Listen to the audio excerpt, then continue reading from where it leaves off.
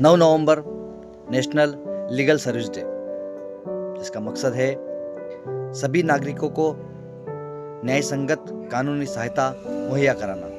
10 नवंबर विश्व टीकाकरण दिवस और साथ ही साथ विश्व शांति और विकास के लिए विज्ञान दिवस। और आज 11 नवंबर राष्ट्रीय शिक्षा दिवस। अब आप शायद यह भी सोच रहे होंगे कि इन 3 दिनों की जानकारी देने का आज क्या मकसद है जो आप आगे देखेंगे। जय हिंद साथियों, मैं प्रभास जैन एक बार फिर हाजिर हूं जनमन रिपोर्ट्स के साथ। आज हम बात करेंगे कल हुए दिल्ली में ब्लास्ट की, हम बात करेंगे शिक्षा की, हम बात करेंगे टीकाकरण की, और साथ ही साथ हम यह भी बात करेंगे विश्व शांति और विकास में विज्ञान का क्या महत्व है। लेकिन इन सब को जोड़ेंगे भी, लेकिन क्यों जोड़ना जरूरी है ये भी आप देखेंगे। सबसे पहले बात करेंगे कल शाम 7 बजे के आसपास दिल्ली में हुए एक विस्फोट की, जिसमें 11 से अधिक लोग मारे गए और 24 से अधिक लोग घायल हो गए। आपकी जानकारी में भी होगा, करीब 20 वर्ष पहले 29 अक्टूबर 2005 को भी दिल्ली के लाल किले के आसपास एक विस्फोट हुआ था, जिसमें कई लोग मारे गए थे। यानी 20 साल बाद फिर से एक बार लाल किले के आसपास इस घटना को अंजाम दिया गया। 1970 से लेकर अब तक अगर गिने तो 4000 से अधिक आतंकी हमले हो चुके हैं, जिसमें 20,000 से अधिक लोग मारे गए और 30,000 से अधिक लोग घायल हुए। वहीं अगर पिछले 25 वर्षों की बात करें तो भारत में 30 से अधिक आतंकी हमले हुए हैं, जिसमें 2000 से अधिक लोग मारे गए, वहीं 3000 से अधिक लोग घायल भी हुए। वर्ष 2016 में जहां पठानकोट और उरी हुआ, इसके बाद 2019 में 40 जवान शहीद हुए। इसके बाद 2025 में पहलगाम हुआ, जहां पर 26 पर्यटकों को गोलियों से भून दिया गया। और इसके बाद कल हुआ हमला बड़ा ही दर्दनाक और भयावह रहा, जिसमें भी 11 से अधिक लोगों की मृत्यु की खबर है और कई लोग घायल भी हुए। अब मैं पुनः जोड़ना चाहता हूं आपको राष्ट्रीय विधिक दिवस से।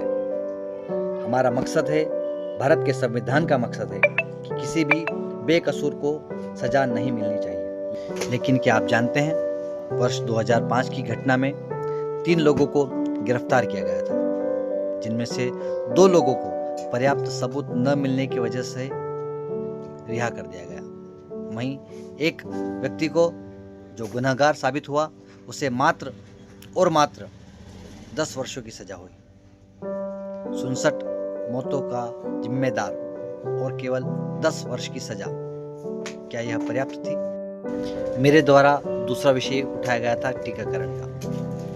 टीकाकरण एक ऐसी व्यवस्था है जिसमें हम बीमारी को आने के पहले ही उसका इलाज कर दिया करते हैं, तो उसी को टीकाकरण कहा जाता है। लेकिन क्या ऐसा कोई टीका बना है जिससे आतंकी संगठनों का इलाज किया जा सके? क्या हमें नहीं पता है कि आतंकी संगठन कभी भी हार नहीं मानते? लेकिन शायद भारत में ही नहीं बल्कि पूरी दुनिया में इस तरह का आज तक कोई भी टीका नहीं बन पाया है। ऐसी कोई व्यवस्था नहीं हो पाई है जिनमें आतंकियों का, जो लोगों को बेरहमी से मारते हैं, उन लोगों का इलाज पर्याप्त तरीके से किया जा सके। 10 नवंबर को एक और दिन था, विश्व शांति और विकास में विज्ञान का महत्व। लेकिन पिछले कुछ अरसे से हम देख रहे हैं कि विज्ञान के द्वारा जो बनाए गए हथियार है, वही हथियार विश्व में शांति को भंग करने के पर्याय बन चुके हैं। आज 11 नवंबर राष्ट्रीय शिक्षा दिवस।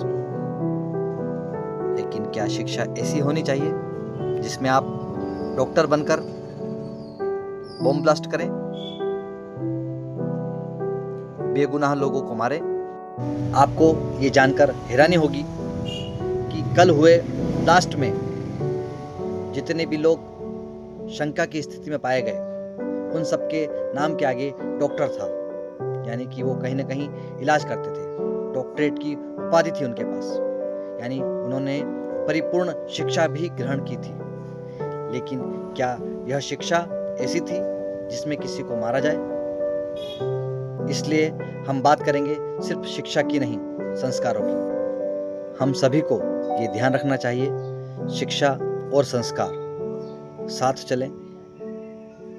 अगर सिर्फ शिक्षित ही बनना है और डॉक्टरेट की उपाधि लेकर ब्लास्ट ही करना है तो शायद ऐसी शिक्षा किसी को नहीं चाहिए। लेकिन संस्कार होंगे तो शायद हम किसी का बुरा नहीं सोच सकते, चाहे वो तन से हो, मन से हो या अपने किए गए कर्मों से हो। इसलिए हम सभी को इस बात का अवश्य ख्याल रखना चाहिए कि सिर्फ शिक्षा हासिल करना उद्देश्य नहीं होना चाहिए।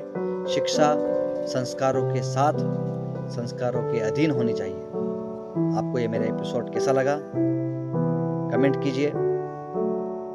जय हिंद, जय भारत।